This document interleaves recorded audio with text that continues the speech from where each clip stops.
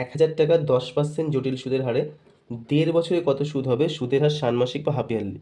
এক্ষেত্রে আমি একই রকমভাবেই করবো। দেখো, 1000 টাকা আছে আমার কাছে। এইবার একটা ভালো করে দেখো বিষয়, কি বলেছে? সুদের হার ষান্মাসিক বা হাফ ইয়ারলি।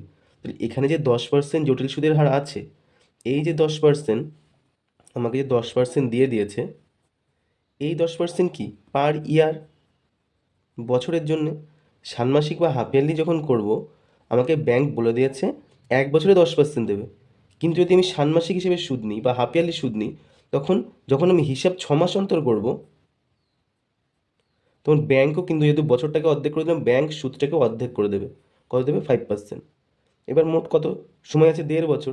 1.5 বছর মানে 6 মাস করে কবার তুমি পাবে? 3বার।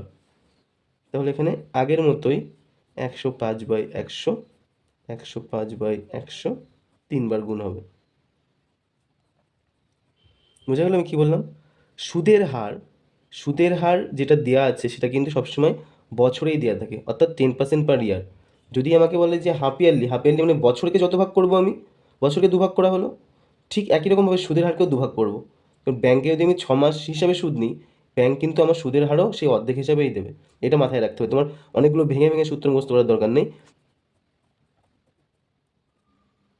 এখানে দেখো, আমি এইগুলোকে আর কাটবো না, কারণ পুরোপুরি অঙ্কটা কাটবে না কিন্তু।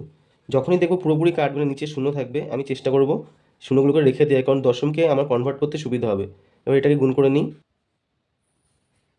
এটা গুণ করলে আসবে আমার 1157, 6, 2, 5। এবার যেহেতু তিনটে আছে শূন্য, তাহলে তিনটে পরে আমি পয়েন্ট দিয়ে দিলাম। তাহলে আমার কত টাকা আসলো? 1157.625।